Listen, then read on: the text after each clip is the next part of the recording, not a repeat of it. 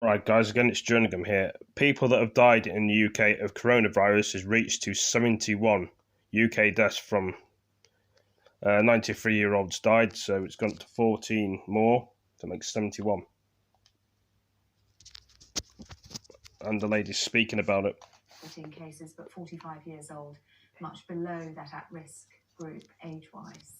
Yeah, but like you said, they have underlying health conditions, and we don't know how severe they were. I'm 45. That could have been me if I'd had a serious condition.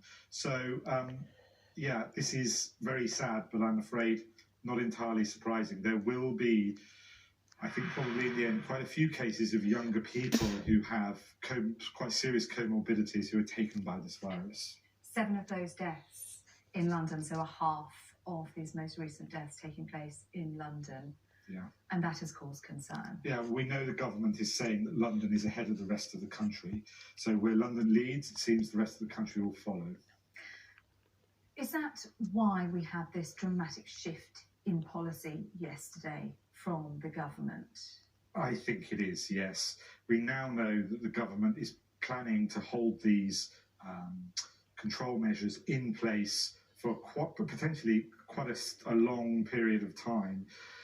Basically until a vaccine comes along. And we've heard Gatwick Airport has cut 200 jobs and its bosses will take 20% pay cut, responding to COVID-19 outbreak. COVID-19 team that virus outbreak is the only option. Jerningham, that means. And suppression has to be continued. People has been temporarily released from prison. It'll be at least Iran, 18 months. 80,000 prisoners I'm concerned that if it takes longer than that, I pray fed in attempt to fight COVID-19. Completely unfounded. But 18 months is the bare minimum. Previous in hospital postpone all immigrants' effective operations for 15th of April last. There are all sorts of challenges prolongable and last 3 months. Of finding something that generates a good enough immune response. Implants. That immune response actually has to be too fast or just writing on TV. It has to be sufficient to generate the protection. You don't always get that. Similarly, it has to last. There's no point in having a vaccine that only gives somebody immunity for a handful of months, because it'll take longer than that to cover much longer than that to cover the population. You won't be able to stamp it out.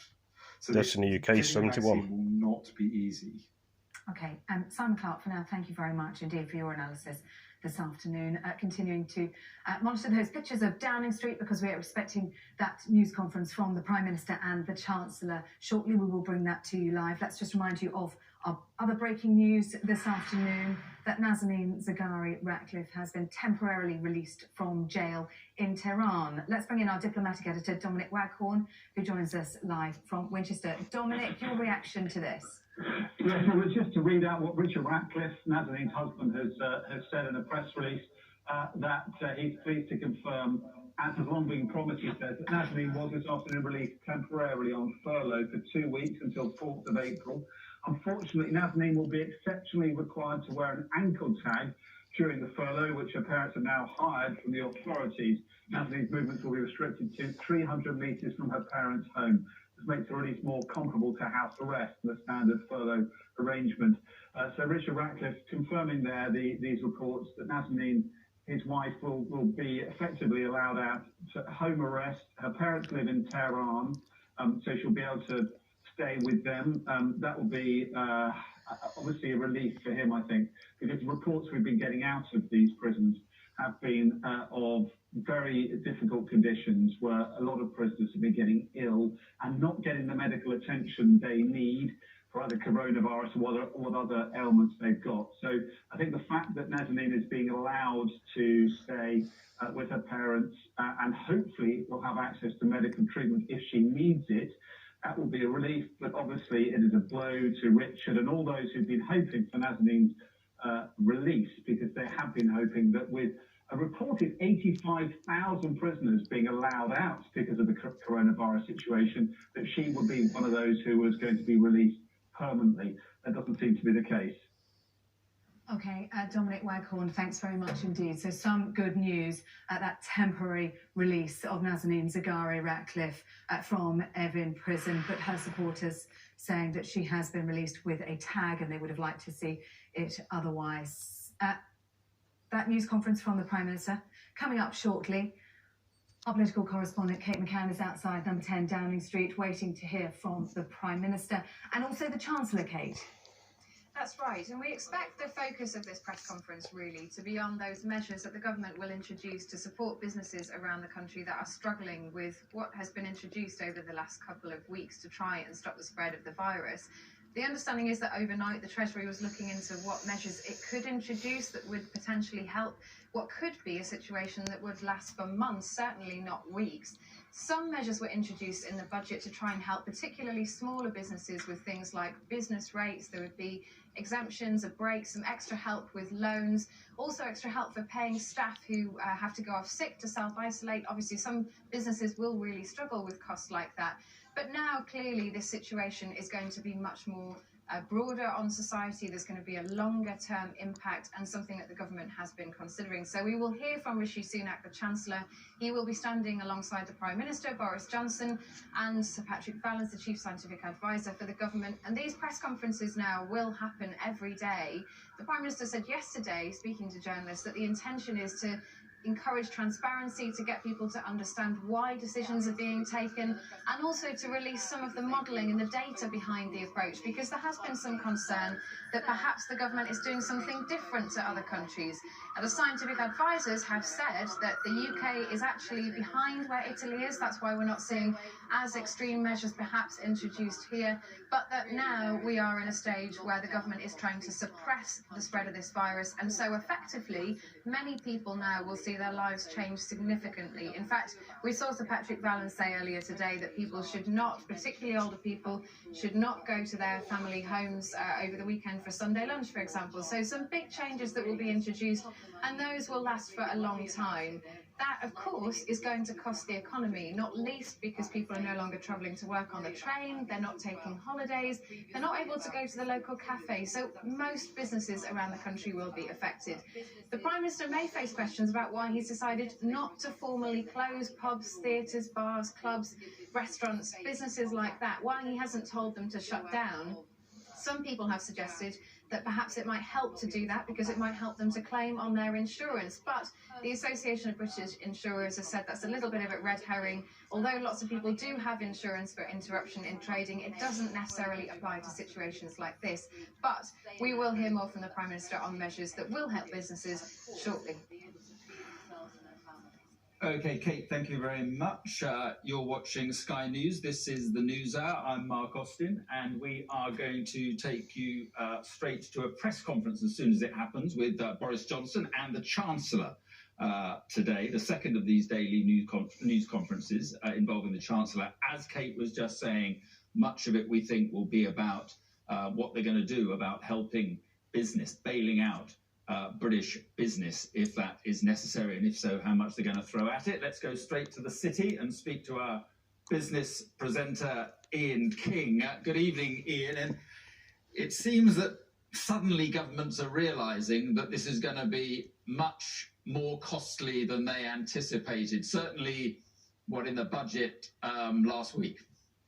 Yes, that's absolutely right, Mark. I think there are two factors at play here. One is the realisation that central banks really aren't in a position to respond to this crisis in the way that they were during the financial crisis. Interest rates have been cut very, very low wherever you are in some parts of the world. The Eurozone and Japan, for example, interest rates already in negative territory. Here in the UK, they're at an all-time low. Live City, yeah. Markets are pricing in another reduction from the Bank of England to as little as 0.1%. But really, I think that's one side of the equation. The other is that essentially this is the time for governments to step up to the plate with fiscal stimulus. Now, Rishi Sunak, of course, unveiled a spending programme last week, which he said would come in at some £30 billion. It actually included some measures which had already been pre-announced, but that was the sum that he was saying that the government was going to throw at this particular crisis. What's become very apparent in subsequent days, Mark, is that that was not enough money. And accordingly, you've seen stock markets falling right around the world. And I think what you're going to see this week is, and it started already, is governments stepping up to the plate with big spending commitments to tide their economies through this crisis. A good example would be in France yesterday, where President Macron announced a 300 billion euro spending plan. You saw in which he said that basically no French business would be allowed to go bust. They'd be tided over. The German government's come up with similar commitments. So too have the Spanish. They've put some 200 billion euros up. And the daddy of them all, really, Mark, we just had in the last hour or so, and he's still speaking right now, Donald Trump and the US government coming up with a $850 billion US spending plan to tide the American economy over this. You're talking about loan guarantees for vulnerable industries, particularly aviation. You're talking about something called the Commercial Paper Funding Facility, which is basically the relaunch of a crisis-era system that the government had in place there to buy commercial paper, which stops credit markets freezing up. You've had tax deferrals being announced by Steve Mnuchin, the US Treasury Secretary. He's talking about Americans being able to defer as much as $1 million in income tax, which is an absolutely mind-boggling sum of money, and something called business interruption insurance, which is basically a proposal to mail workers who've been laid off work because of coronavirus, they may be in isolation, mail them checks of up to $1,000 a time, something very similar to what's been described over the year as helicopter money. Now, Wall Street absolutely loves this. All of the main US stock indices are in positive territory as a result of this. They were all negative earlier on in the afternoon. In fact, the Dow Jones Industrial Average went below 20,000 for the first time since February 2017. But all the markets in the US have whipped back sharply now as a result of this. The S&P 500, the key US stock index, was up by 5.75% at one point. The Nasdaq as much as 6% higher. So you're seeing US markets really responding positively to what Donald Trump has announced, and the European markets. Please help me get more subscribers on this video. It always helps. I want more thumbs up, but no thumbs down. I have 2 accounts of YouTube, but this is my other account. I want it to grow like the other one and get more subs. Please hit that notification bell and give me a like with the fun like this. Thank you. Enjoy this. Central banks around the world, Are they in decent enough shape to bear this spending that's going to have to happen? Massive spending. Well, that's a very good question. I mean, clearly most governments are running deficits. They still have big deficits in place. If you look at and indeed increases in national debt, which occurred post the crisis years. So, for example, if you take the UK government, I mean, the UK's debt to GDP ratio stood around 35% pre-crisis. It's now up to nearer 80%, and it's a similar story elsewhere in Europe. All of the big Eurozone governments, they've all had to increase spending over recent years and increase borrowing as a share of GDP. That's certainly true of the United States as well. But this is, as I say, the moment where it's the governments themselves rather than the central banks that step up to the plate. You will see, that's not to say you won't see more quantitative easing, because I think you will. The Federal Reserve announced some $700 billion worth of QE asset purchases over the weekend. The Bank of England widely expected to revive QE or increase its QE from the current £435 billion. And of course, the European Central Bank has already done that. The European Central Bank is already buying assets of 20 billion euros a month, and it said it's going to increase that to buy another 120 billion euros by the end of the year. So central banks are doing all they can. They're expanding their balance sheets, but it's not necessarily enough. It's down to the governments to do it. I have to interrupt you, Ian. Thanks very much indeed. Let's go to Downing Street. The Prime Minister is speaking, and he has the Chancellor with him too. Plan for beating this new coronavirus. First, we must stop the disease spreading to a point where it overwhelms our NHS. And every country in the world has the same problem.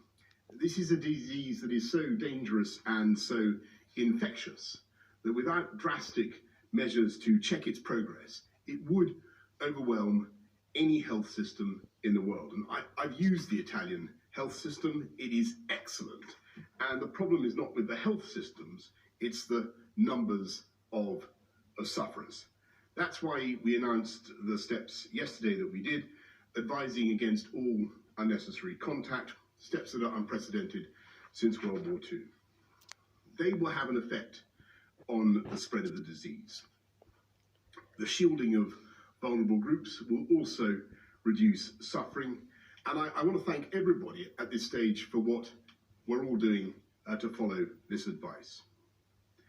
I stress that although the measures announced are already extreme, we may well have to go further and faster in the coming days to protect lives and the NHS. Secondly, we're doing all we can and as quickly as we can to increase the capacity of the NHS. That means more testing, more beds, more ventilators, and more trained staff. It means greater support for NHS and other staff. And it means much better data and much better technology. Third, we must do all we can to boost science and research. We must study this disease, test drugs that already exist and have been through medical trials to see what helps treat severe cases, and search for a vaccine. Fourth, we must act like any wartime government and do whatever it takes to support our economy. And that's the main purpose of this press conference this afternoon. We must support millions of businesses and tens of millions of families and individuals through the coming months. And to do that, the government machine must and will respond with a profound sense of urgency. Thousands of brilliant officials are already working round the clock, but we must do more and faster. The Chancellor will be saying much more about this in a moment, with further announcements in the coming days. Fifth, we will need to strengthen other public services that will be under great pressure from the direct and indirect effects of the disease, such as the effects of staff shortages and from the economic pressures. All institutions will be under great pressure, and we will therefore invest hugely in the people that we all rely on. And again, I want to thank all our public servants for what they are already doing. Ultimately, to beat this crisis, we will need a combination of better science, technology, medicine, data, government, operations, economic support, learning from other countries, and social support. As time goes on, we will learn more and more about the disease and the effects of our actions. And while we need national unity, we also need international cooperation. And although we now need to impose physical distance between ourselves, we must at the same time have closer social support for each other. Yes, this enemy can be deadly, but it is also beatable. And we know how to beat it, and we know that if, as a country, we follow the scientific advice that is now being given, we know that we will beat it. And however tough the months ahead, we have the resolve and the resources to win the fight.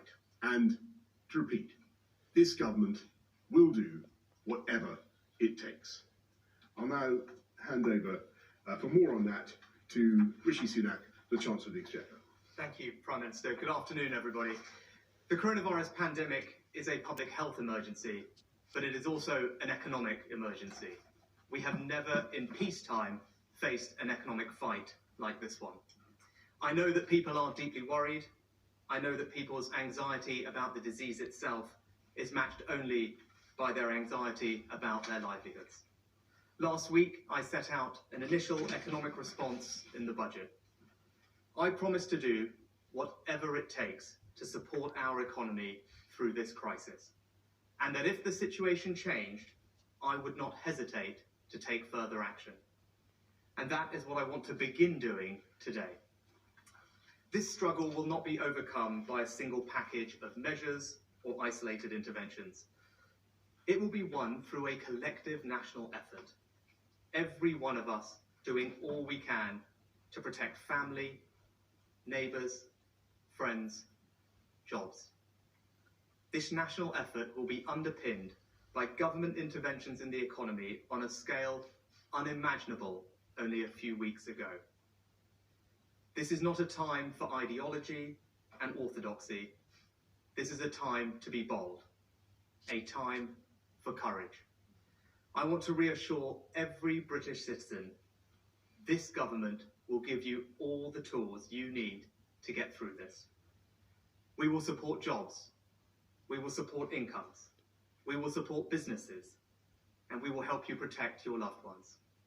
We will do whatever it takes. They're saying they can help us protect our loved ones, but loads of old people have died. Of our economic response, with a So that's a load £30 of billion rubbish. package of support for people and businesses. But I also said in the budget that as the situation evolves, we would take further action. And as the Prime Minister set out yesterday, we're now approaching the fast growth part of the upwards curve. He has set out the next stage of our public health response, and so I now wanted to update everyone on the next stage of our economic response. First, the government will stand behind businesses, small and large. I can announce today an unprecedented package of government-backed and guaranteed loans to support business to get through this. Today, I am making available an initial £330 billion of guarantees, equivalent to 15% of our GDP. That means any business who needs access to cash to pay their rent, their salaries, suppliers, or purchase stock will be able to access a government-backed loan or credit on attractive terms. And if demand is greater than the initial £330 billion I'm making available today, I will go further and provide as much capacity as required. I said whatever it takes, and I meant it. That support will be delivered through two main schemes. To support liquidity amongst larger firms, I have today agreed a new lending facility with the Governor of the Bank of England to provide low-cost, easily accessible commercial paper. To support lending to small and medium-sized businesses, I'm extending the new business interruption loan scheme I announced at budget last week, so that rather than loans of £1.2 million, it will now provide loans of up to £5 million with no interest due for the first 6 months. Both of these schemes will be up and running by the start of next week. And I am also taking a new legal power in the COVID bill to offer whatever further financial support I decide is necessary. Some sectors are facing particularly acute challenges. In the coming days, my colleague, the Secretary of State for Transport, and I will discuss a potential support package specifically for airlines and airports. And yesterday, I asked my cabinet colleagues to urgently convene meetings over the coming days with business leaders and representatives in the most affected sectors to identify other specific opportunities to support them and their industries, including possible regulatory forbearance. I repeat, we will do whatever it takes. Second, as well as access to finance, businesses need support with their cash flow and fixed costs. Following the changed medical advice yesterday, there are concerns about the impact on pubs, clubs, theatres, and other hospitality, leisure, and retail venues. Let me confirm that for those businesses which do have a policy for insurance that covers pandemics, that the government's action is sufficient and will allow businesses to make an insurance claim against their policy. But many of those businesses don't have insurance, so we will need to do more. I announced last week that for businesses in the retail, hospitality and leisure sectors with a rateable value of less than £51,000, they will pay no business rates this year. Today, I can go further and provide those businesses in those sectors with an additional cash grant of up to £25,000 per business to help bridge through this period. Additionally, I am also extending today the business rates holiday to all businesses in those sectors, irrespective of their rateable value. That means every single shop, pub, theatre, music venue, restaurant, and any other business in the retail, hospitality or leisure sector will pay no business rates whatsoever for 12 months. And if they have a rateable value of less than £51,000, they can also now get a cash grant as well. I also announced last week that we would be providing £3,000 cash grants to the 700,000 of our smallest businesses.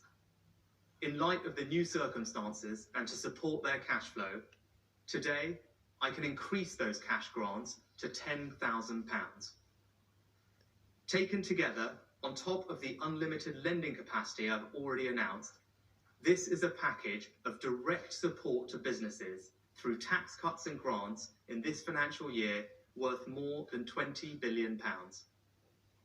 And that comes on top of the existing multi-billion-pound package I set out at budget, which included reimbursing small and medium-sized companies for the cost of statutory sick pay. Local authorities will be fully compensated for the cost of these measures, and the devolved administrations will receive at least £3.5 billion in additional funding as a result of these measures to provide support to businesses in Scotland, Wales and Northern Ireland. I repeat again, we will do whatever it takes. Third, I will strengthen our support for peoples and individuals. At budget last week, I committed £1 billion to support the financial security of vulnerable people through a £500 million boost to the welfare system and a £500 million hardship fund for local authorities. Following discussions with the industry today, I can announce that for those in difficulty due to coronavirus, mortgage lenders will now offer a 3-month mortgage holiday so that people will not have to pay a penny towards their mortgage costs while they get back on their feet. And in the coming days, I will go much further to support people's financial security. In particular, I will work with trade unions and business groups to urgently develop new forms of employment support to help protect people's jobs and their incomes through this period. As I said last week, this is first and foremost a public health emergency, and I reiterate today our commitment that whatever resources the NHS needs, it will get. Let no one doubt our resolve. When I said in the budget that we will do everything we can to keep this country and our people healthy and financially secure, I meant it. The measures I've announced today are part of a comprehensive, coordinated and coherent response to what is a serious and evolving economic situation. These are only the first steps. I will set out the next stage of our response in the coming days. We have never faced an economic fight like this one, but we are well prepared. We will get through this, and we will do whatever it takes. Thank you. Thanks very much, Rishi. Patrick, is there anything you want to add at this stage? Or we'll thank you very much. We'll just go straight to questions then. Is Laura Coonsberg? Yes, please, Laura Coonsberg from the BBC. Thank you very much. Chancellor and Prime Minister, you've just announced a vast package of support. But I know you said the loan scheme should be up and running next week. You said you'll have more measures to come up in the coming days. But can you guarantee to firms who need to pay wages now and families who worry about paying the rent now that they will not lose out while you work through the details of what comes next? And a question, if I may, to Sir Patrick. Obviously, the scientific advice changed dramatically in the last couple of days, but do you have any regrets about not taking more draconian measures sooner? Well, just on the first point, Laura, which was to me and to Rishi,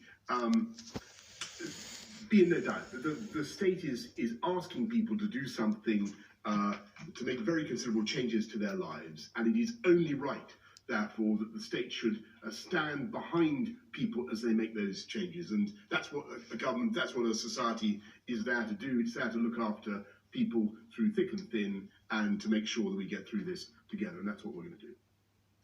If I just add, Laura, you're absolutely right that people should have access to the support they need as quickly as possible. That's why when all the interventions that we designed at budget and today, we've had in our mind the ability to execute and operationalise them as soon as possible. There's no good having measures which sound brilliant but ultimately can't be delivered in time given the pace of what we're dealing with.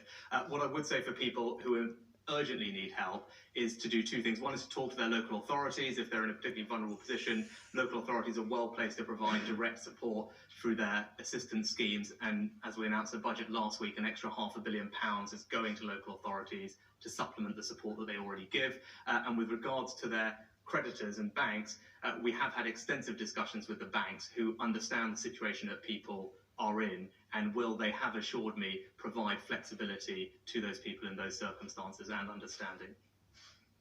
And in answer to the second question, we laid out at the beginning the package of measures that would need to be looked at, and we said they need to come in at the right time and they need to come in the right combination.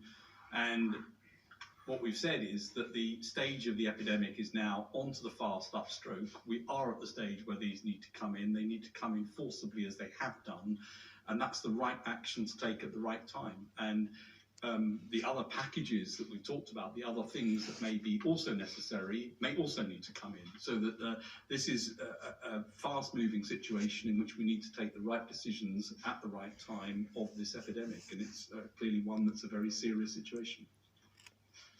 Thanks. Sam Coates, Sky News. Sam Coates, Sky News. Question for each of you. Sir Patrick, the jaw-dropping piece of research from Imperial College yesterday suggested that we would go to that the only option was to go for a suppression strategy, which could take up to 18 months, and was there for that long because we were looking for a vaccine. Is that how you see it? Is a vaccine the goal as you understand it? Mr. Sunak, you've suggested a package that in part will be valid for 3 months. Is that how long you see this crisis lasting? And you're offering predominantly loans. How are people ever going to, how are businesses ever going to pay stuff back given the nature of this crisis? And Prime Minister, some people came away from yesterday's briefing somewhat confused about guidance, for instance, for the elderly. Right. Do you accept that the buck stops absolutely with you in this crisis? And do you take responsibility for the action? Right. I think I've got to go. Patrick, why don't you go first? Yes, so the work from Imperial, clearly that work's been feeding into SAGE since the very beginning of the process. Neil Ferguson's been on the SAGE committee, and so it was something that we've looked at. We asked for that piece of work to come through that particular piece. And just to be clear, what suppression in that paper refers to is exactly what we've been talking about, which is squashing this right down and making sure that we give room for the NHS to cope. And that's what the message is. In terms of the time frame, this needs to be done in a way that we can look at releasing it at some point and seeing what the effect is. And none of us anywhere in the world know how to do that yet in terms of whether it bounces back or not at that point. So that's what's going to have to happen after we've got this under control, is to look at how you then release these measures at the right time to monitor the effects. In terms of vaccines, and vaccines are the answer to this, it's remarkable the progress that's been made. It's only probably 3 or 4 years ago when the standard answer would be it takes 20 years to make a vaccine. It's now the case that there's a vaccine in the UK that may go into the clinic for first testing in April. I still believe we will be lucky to get a vaccine for mass use in a year from the start of this. That would be extraordinary. But there is progress. There are multiple different types of vaccines, and there are other approaches as well which are being looked at, which may provide protection. So there's a lot going on. As the Prime Minister has said, it's crucial that we support that research to get this into the right place to be able to treat people now, which may be possible with existing drugs, and to promote vaccines. Sam, thanks for the question. On the 3-month thing for the mortgage holidays, I think that's just one start, and that's just one aspect of the package. Obviously, as the situation evolves, we will review absolutely everything. But I would defer to Patrick in terms of timing for what we believe the right spread of the virus to be. To your broader point about what's the right shape of an economic response package, I want to think about it in a few different ways. One is we've got monetary policy and then we've got fiscal policy. And I think what you saw last week was, in comparison with many jurisdictions around the world, you saw the UK showing global leadership in a coherent, coordinated approach between monetary and fiscal policy, which I think has a multiplier effect beyond the individual measures, and I think that was noticed. So I think in that sense, there's been very significant monetary policy action already. You saw that coordination again today. As I said, we've worked on a very particular financing scheme with the Bank of England, again showing that the two arms of economic policy can work together to provide support. And then you can benchmark what we're doing with other countries around the world. There's a mix of loan schemes are important because ultimately businesses need to have liquidity to get through what is a difficult bridge. But we have unveiled, I think, what would benchmark as a very comprehensive and sizable package of direct fiscal support for business through tax reliefs and cash grants. As I said today, £25,000 for retail, leisure and hospitality businesses up to 51k, £10,000 for several hundred thousand businesses eligible for small business rate relief, and that comes on top of business rates holidays that we've given to several hundred thousand businesses, compensation for statutory sick pay, and also, as I said, I might have to start up another video, guys. Hope you've all enjoyed this one. Give it a like, give it a comment, share it with your friends, and I shall catch you in the next video. Peace.